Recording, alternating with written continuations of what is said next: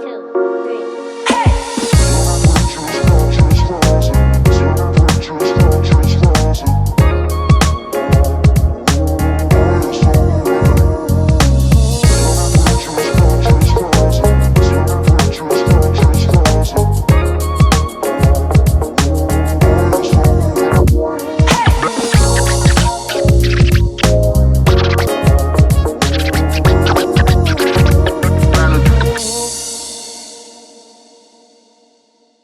If someone comes in with gum disease, do you look at what causes it?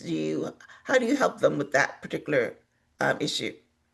This is something that I am so passionate about because Okay. what I see in the office every day that breaks my heart and just really makes me angry at the same time is people who come in with gum disease, who have struggled with gum disease for years.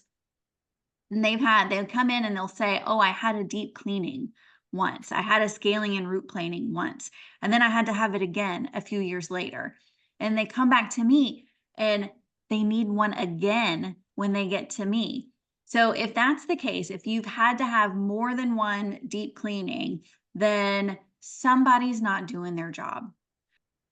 Welcome back to the Transform Your Mind to Transform Your Life radio podcast and television show.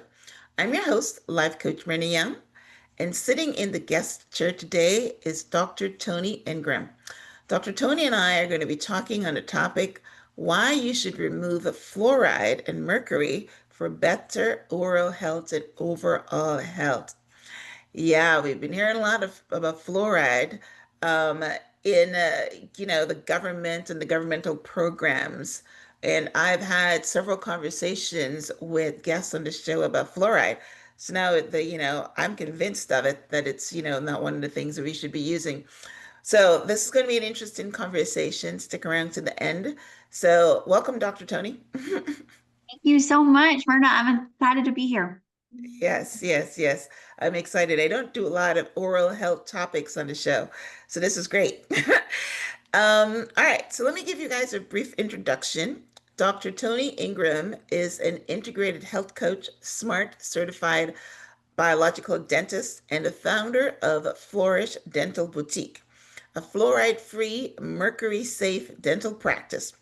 Dr. Toni brings a unique science-rooted perspective to oral health, combining dentistry, functional wellness, and her personal experience healing from an autoimmune disease to help people rethink the role their mouth plays in their overall health.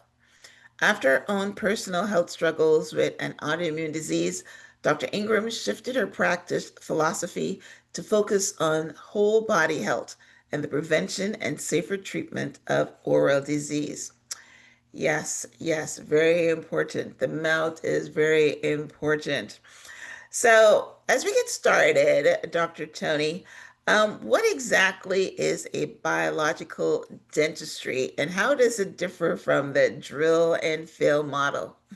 Well, I get asked this a lot. And a biological dentist, a lot of people call us holistic dentists. And really, that's very descriptive of what it is. We are focusing on the whole body when we look at your mouth. And so we focus a lot on prevention, on nutrition, and ways to really get to the root cause of issues. And when we do need to intervene and we do need to do some dentistry, then we want to do so as safely and as naturally as possible. So we are very mindful of the materials that we use. Like you mentioned, we don't use any fluoride in the practice. We're very careful with those old mercury fillings that most of us got when we were kids. And so we are just very intentional with how we treat the whole human body when we work through the mouth. That's amazing. So I'm thinking of, I go every 3 months now to get to get my teeth cleaned. And the technician is always looking, under my tongue and telling me to stick out my tongue. And I know that, in fact, I was reading something just a couple of days ago that says that you can detect cancer from the mouth. So, give us an example of, someone coming into you for a routine cleaning and you see something in their mouth that is, suspect. So how do you guys handle that? Well, there are lots of things that will show up in the mouth. So it depends on what the suspect is. Um, so yes, you mentioned cancers being visible in the mouth. There are oral cancers that we are screening for anytime you come to the dental office. But then there are also things that raise red flags. Um, Things like periodontal disease that increases your risk of all other cancers when you have gum disease, any kind of inflammation or spots that just don't look quite right, then they're raising red flags and causing us to ask more questions. Okay, right. So yeah, I had trouble with periodontal disease for a while. I think I've got mine under control now. But yeah, I mean, I had pockets and things like that that they would had to try to get rid of. So yeah, that's one of the most common things that the dentist is looking for when you go into his office. So yeah, so how does your oral health connect to your gut microbiome balance and overall digestion? So I know we started off by talking about the red flags in the mouth, but let's as we go down the body, let's go to how the mouth connects with overall digestion, because I know we're eating things and it's going into our digestion, and digestion starts in the mouth. So well, let's talk about that. Right. It starts with the fact that your mouth is part of your gut. It's the very first part of your gut. And so you'll release digestive enzymes that help break down your food in the saliva itself. And then once you swallow it, then yes, some of those bacteria that naturally live in our mouth will transmit, they will be swallowed and they will contribute to what's going on in the rest of the gut. So it's interesting. There's a bacteria called Fusobacteria nucleatum, and that one has a direct correlation to cancers of the digestive system. And so it's things like that that we are looking for and testing for all the time, because what happens in your mouth doesn't just stay in your mouth. It's not just swallowing, but swallowing obviously is a huge one that impacts the bacteria that's in your mouth impacts the bacteria in the rest of the gut, but then it's what's absorbed in your mouth as well. So not just swallowing, but what's actually absorbed into the bloodstream from the soft tissue, all the pink stuff that's in the mouth. Yeah, right, right, right. So I understand that totally. So let's get back to the gum disease. So if someone comes in with gum disease, do you look at what causes it? How do you help them with that particular issue? This is something that I am so, so passionate about, because Okay. what I see in the office every day that breaks my heart and just really makes me angry at the same time is people who come in with gum disease, who have struggled with gum disease for years, and they'll come in and they'll say, "Oh, I had a deep cleaning once. I had a scaling and root planing once, and then I had to have it again a few years later." And they come back to me and they need one again when they get to me. So if that's the case, if you've had to have more than one deep cleaning, then somebody's not doing their job. Oh, It really? and Okay. it's a partnership, so it's partly the patient, partly the doctor, and the hygienist that's working with you, so it's a partnership. But somewhere things broke down, because we should be able to, if we are doing our job as dental professionals, we should be able to help you have all the tools that you need to heal your gum disease and not ever need that procedure again.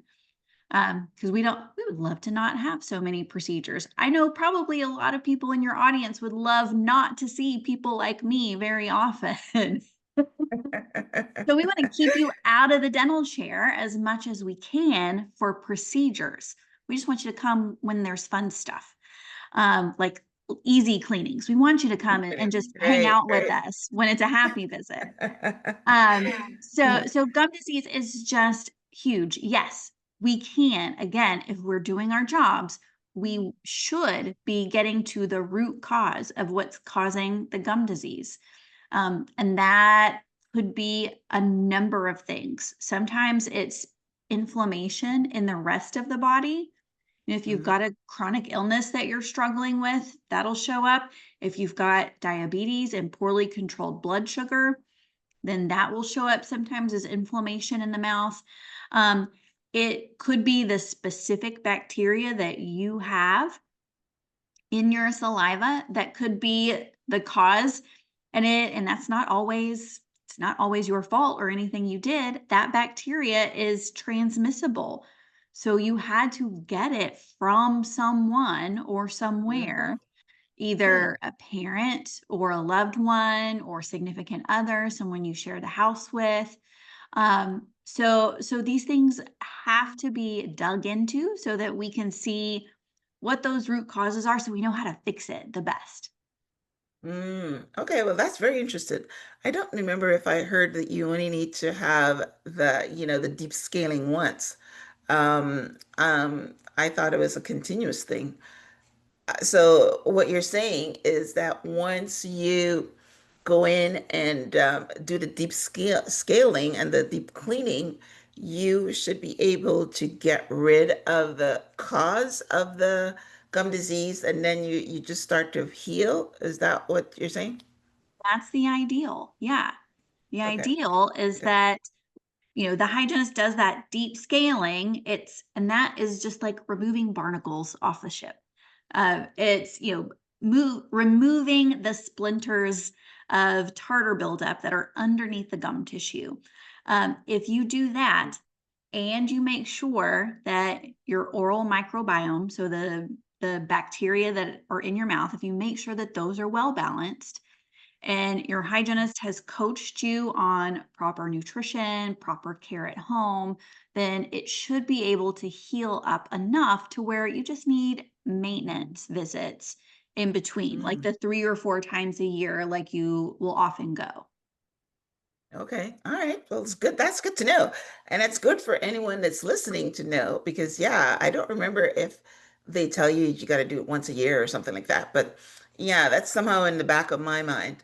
Um, so yeah, that's pretty good. So you also say that biological dentists are moving away from the fluoride. And I started off this episode about that right now.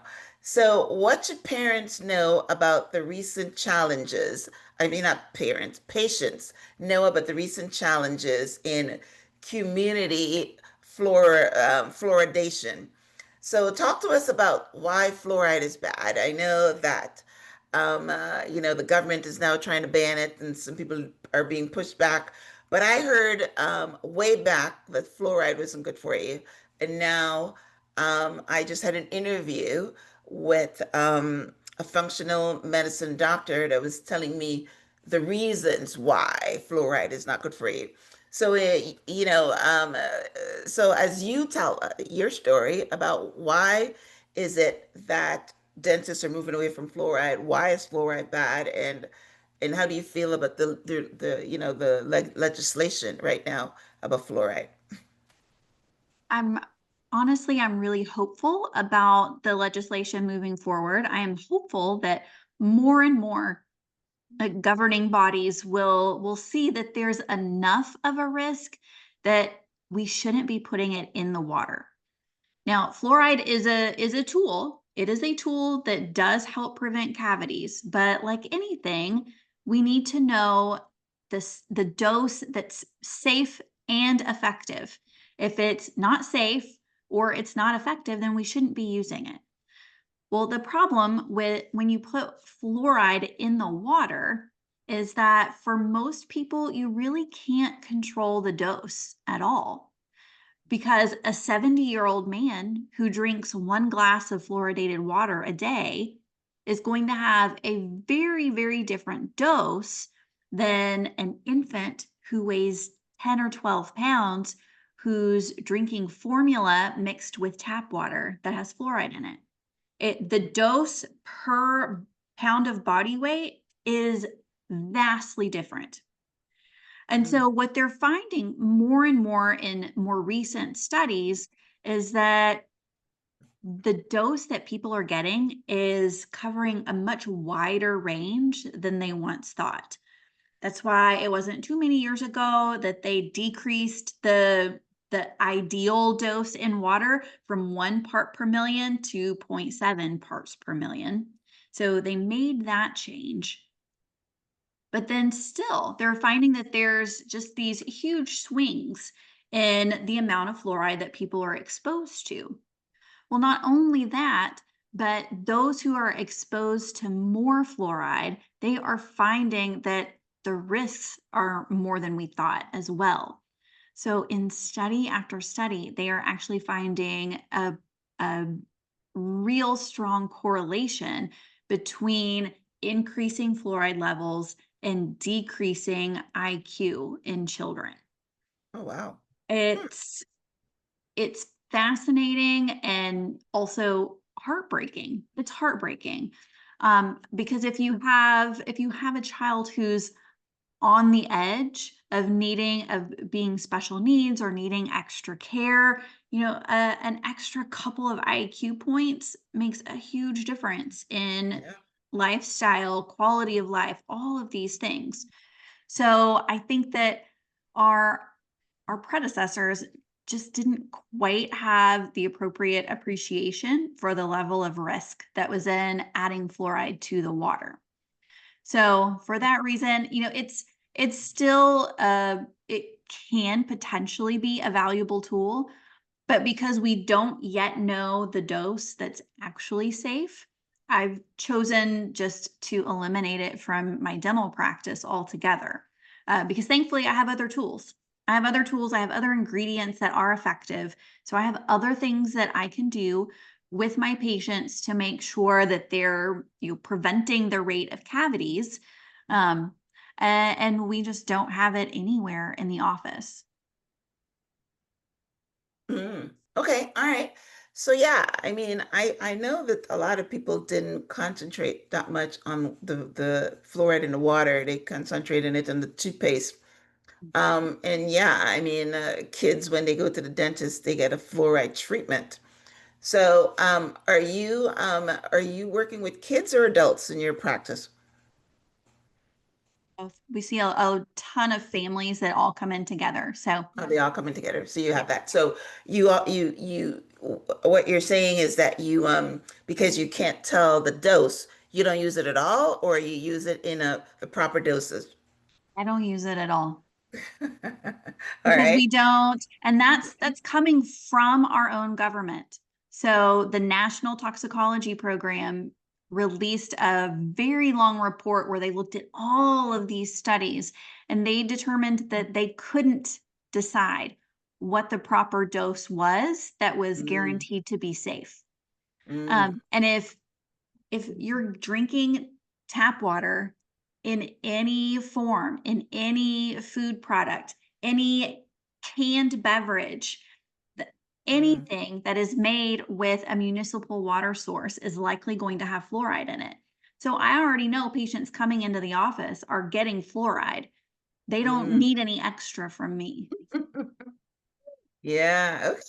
Well, that's good. But I also like what you said. So if we eliminate fluoride from the fluoride, because I know my kids got fluoride treatments to prevent cavities. So what is the alternative to fluoride for cavities? There are a couple of ingredients that I really, really like, especially when they're used together.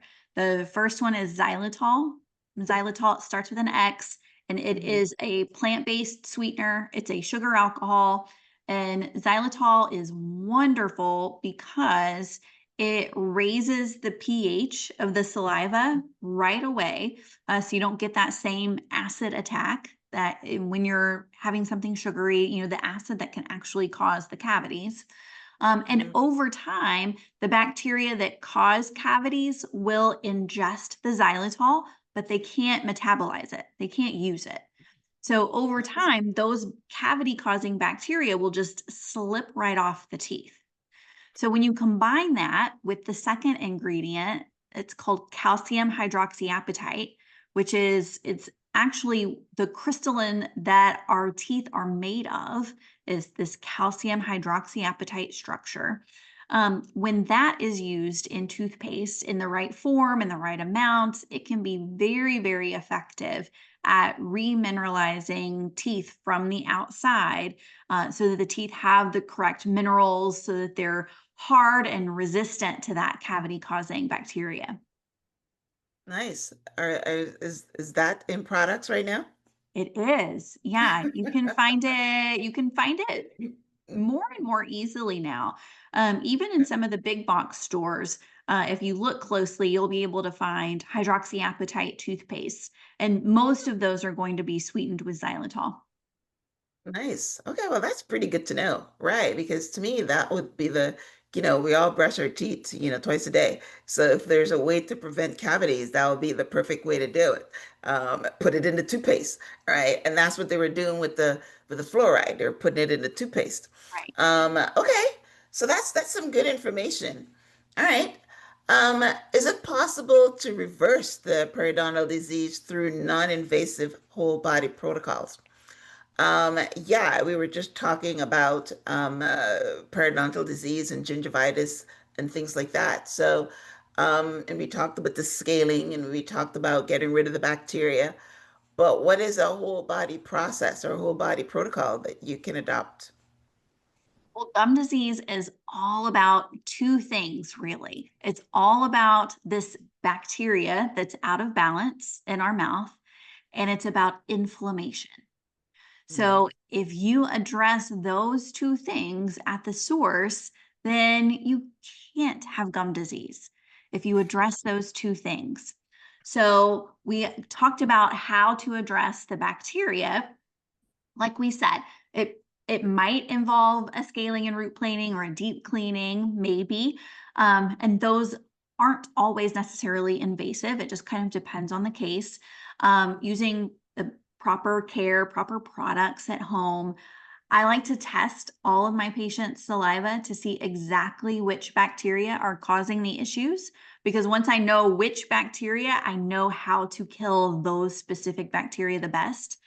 hmm And so we are very, very targeted in our approach there. But then the inflammatory piece, a lot of the times, that is very highly influenced by your diet, your stress level, how well you're sleeping. So we need to talk about all of those things. And if I always tell people everybody has a weak area where inflammation will show up when things are out of balance. Some people get headaches, some people get stomach issues, and some people get gum disease. If that's your weak area, if that's where inflammation shows up, then that's where inflammation shows up. And it may not be what you're doing or not doing to take care of your teeth at home. It may just be that that's where inflammation is showing up for you. So, we're going to dig in and we're going to talk about your diet. We're going to talk about how well you're sleeping. We're going to talk about your hormones. And we're going to talk about, what's your stress level, what's your anxiety level right now, especially, the last few years. Everybody, I think, is more anxious, more stressed than ever before.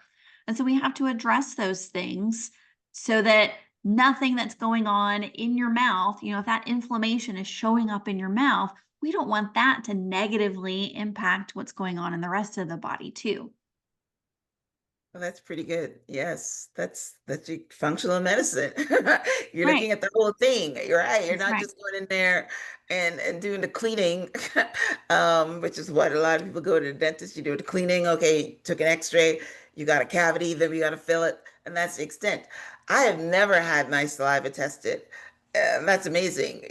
So nobody knows what's going on with my saliva. So that's good. So now the people that are listening can go to their dentist and say, hey, I want to have my saliva tested. I need to know what kind of bacteria I have in my mouth. I like that. That was pretty good. Oh, we can do even better. The test that I use, that's currently my favorite test, you can order it yourself. It is still available to the public until they change it. Mhm.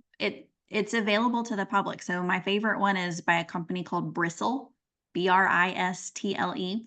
And it tests for over 700 different strains of bacteria, whether it's good bacteria, bad bacteria.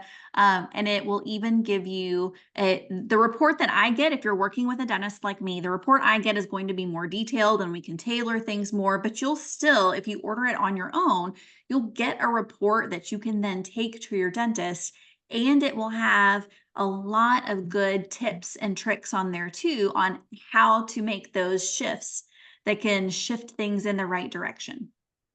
Oh, that's beautiful. I'm definitely going to do that and take it to my dentist. So that's great because my question was, okay, so you've got this report and we know there's going to be bacteria. What do you do with that? Nobody knows how to read that. So if the answer is to take it to your dentist, that's perfect because that's what I will definitely do because they should know how to read that. You It's should. interesting. And if Yeah. not, then Hmm. you'll be doing them a favor because you will be helping to educate them Right. while you're being your own best doctor, which is always, I think, the best. Our health is in our hands. So Yeah, we're the CEO. you know Right. your body better than anybody else. And Hmm. so take it in your own hands. You have control over these things. Okay. Yes. Very good. Very good. All right, now let's talk about the mercury fillings. Yeah, I have heard some very bad things about mercury. In fact, Tony Robbins has a really bad story about how he was incapacitated and had no energy and was really, really sick, and found out that actually, his mercury came from fish, but yeah, we have the mercury in our fillings that are toxic to our health. So I think what they're doing now are if you've got mercury fillings, they take it out and put the regular in, or how are we addressing mercury fillings? This is one area where I need more of my colleagues to step it up faster because it is a huge, huge deal. Mercury, it makes up 50% of those old silver fillings. So if you look back in your mouth and you've got something that's really dark, like a dark gray or a silver, that is 50% mercury.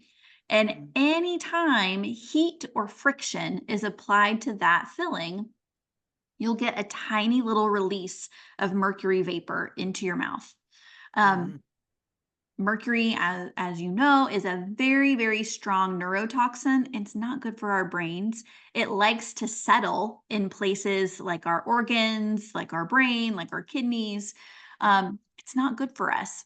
So when we talk about heat and friction, think about what it takes for your dentist to remove or do anything on your tooth.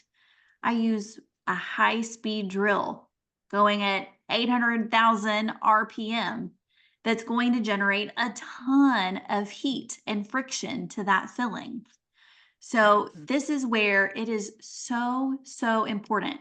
If you do nothing else at a holistic or a biological dentist, this is the one thing you should travel to go make sure that you have done correctly, because many of my mainstream colleagues do not appreciate the dangers of this mercury exposure while the filling is being removed and replaced.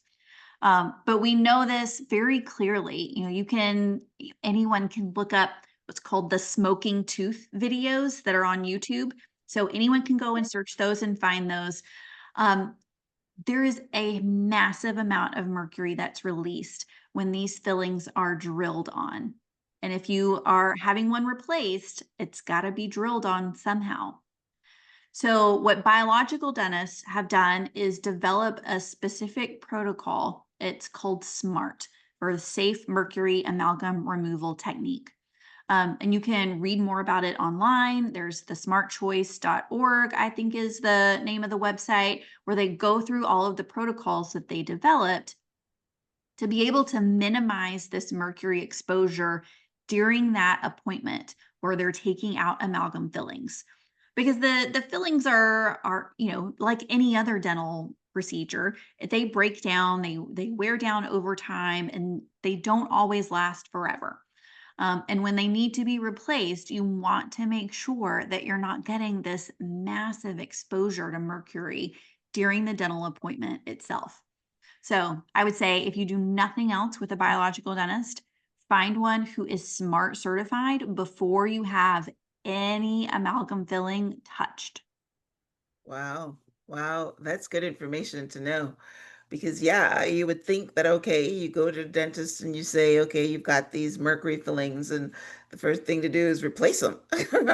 But if you're saying that replacing them is where all the toxic stuff leaks out, then the other alternative, you don't have one of these smart doctors to just leave it in there, and then Right. maybe your risk is less. Wow. So yeah, that's what I love at the show, because you just get such good information regarding a whole bunch of things that you didn't know about. So I never knew about that. Um, I've got to check mine. I've got one filling in my mouth, and I'm not sure what it is, but I gotta go check that. I don't think it's silver though, because I would have seen that. But yes, I will. I would have my dentist. I would ask them next thing I go back to verify what kind of filling it is. But yeah, the toxicity level. So so right now, what are they using to replace the mercury? What kind of fillings are they using?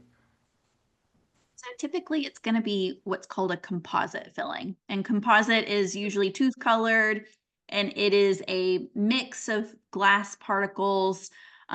They've got, you know, depending on the brand, again, we try to be very careful with which brands we choose, because it does have some plastic particles in there as well to make it flow and soft, so that we can shape it correctly. Hmm. But it is tooth colored. It is the composites that I use are more ceramic based composites.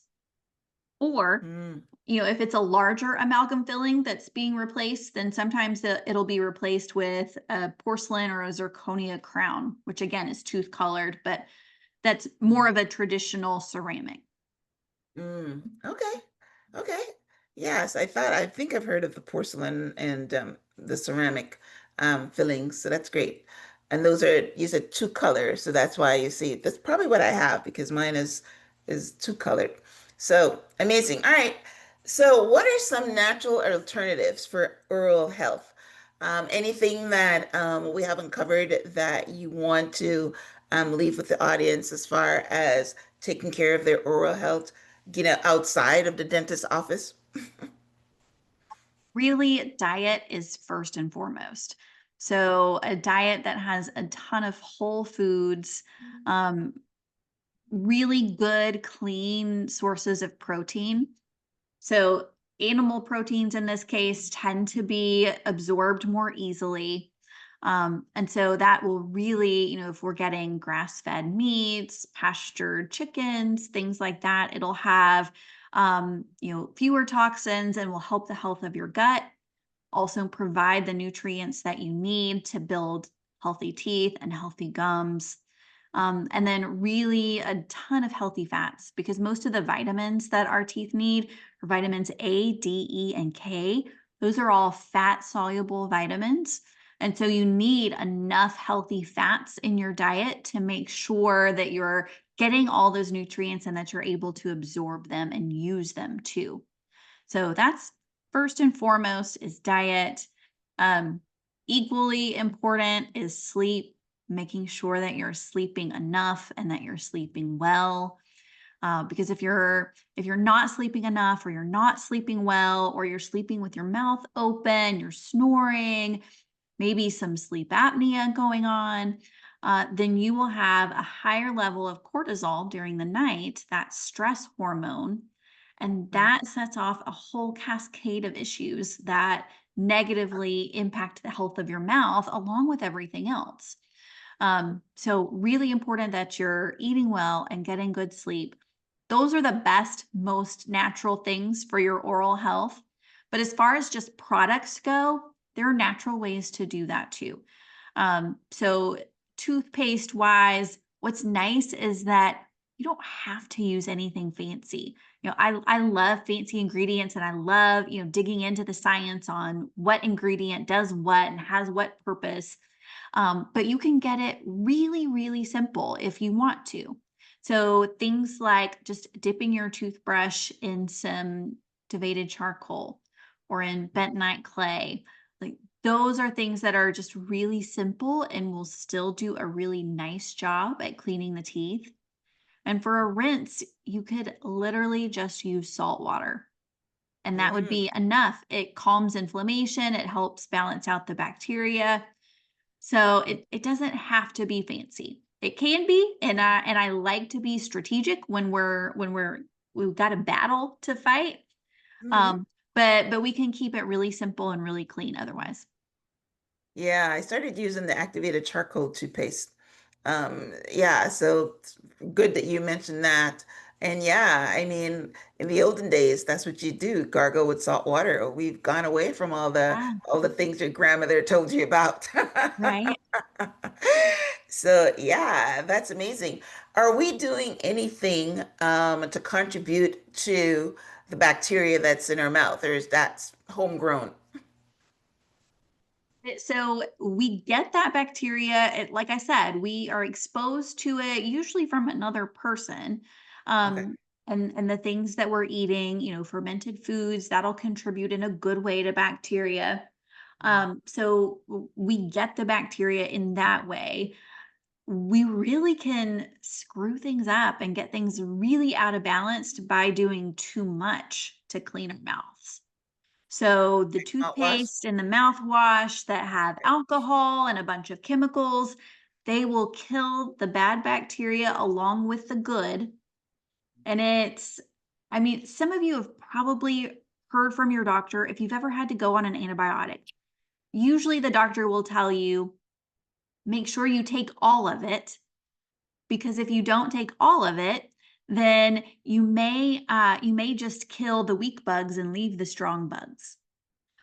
Well, it's similar in the mouth when you're using mouthwash. You might kill the weak bugs, but leave the strong ones.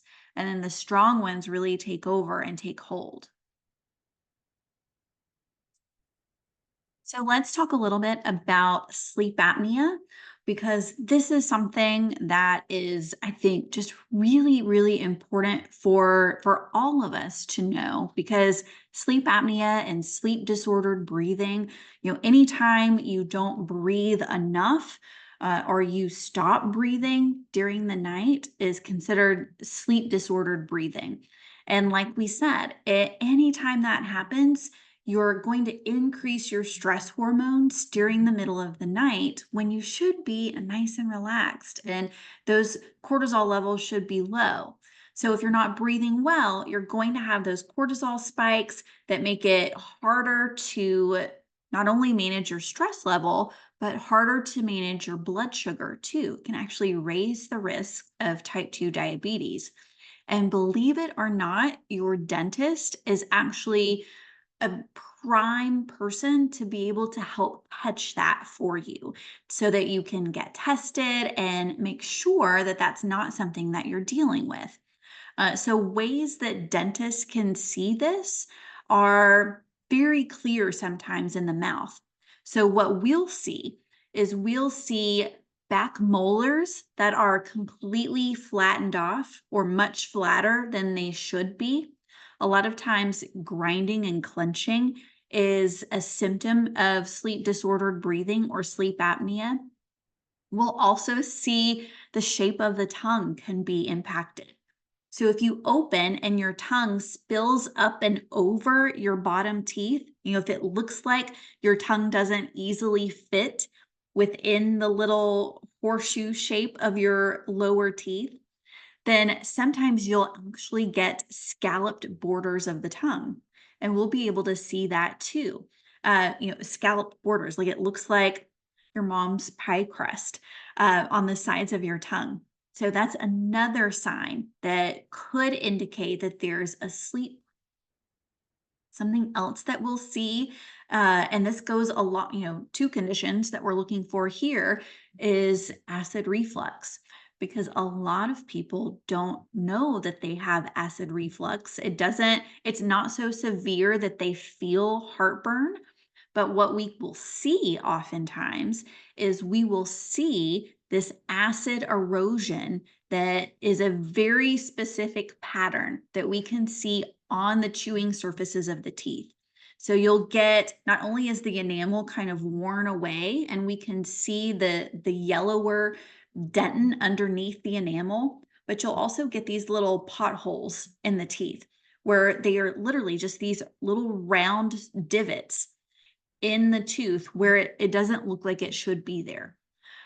So acid reflux, GERD, the silent reflux that you don't necessarily notice, that could also be a sign of sleep disordered breathing of some kind. So it's something that not only can your dentist help you catch, but your dentist can point you towards your physician, towards your functional medicine doctor, so that you're getting it looked at and treated correctly. Because man, if you are one of those people who has undiagnosed sleep apnea, you will feel just immensely better when you catch it and get it treated properly. It makes a huge, huge difference in your health. So if I could leave you and leave your audience with just some really, really key things to know, um, I think the most important is kind of what we've already touched on a little bit. So one of the most important things to know is that we are our own best physician. Um, you guided by the great physician, and we have the right, the ability, and the responsibility to take control of our own health. And we can do that. And the point of a good doctor, a good healthcare provider, whether that's a dentist or a physician or whoever it may be, the point is that we're just your guide. So I would just encourage everyone in your audience to look for your healthcare team that can be a good guide for you. You just want us to guide you in the right direction. And yes, sometimes we need interventions, sometimes we need surgeries and medications and things like that. No different with me. Sometimes I need to drill on a tooth, and sometimes I need to do a surgery. But really, if we're doing our jobs, then our primary duty is as guide and as teacher, so that you can do the work and you can go on your own healing journey and get to the health that you deserve and the health that you need. So I hope that everyone is just encouraged by our talk today. Myrna, it was such a pleasure. I'm so glad to have met you and to know you, and just so delighted to be on your show today. I hope that everyone knows that your bodies are designed to flourish. And obviously, if anyone wants to find me, we are active on social media. Probably my biggest social media channel is Instagram. And so you can find me there at Dr. Toni Ingram is my Instagram handle. And on YouTube, you can find me at Your Holistic Dentist is the name of my YouTube channel. And if you would like to come on out to Dallas, if you need any dental care at all, or just want to talk about those old amalgam fillings or talk about root canals, we didn't even get to root canals on the show today.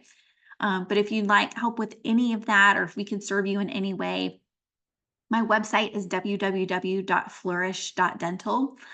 And we are just happy to see any one of your audience and grateful to be here. Thank you so much.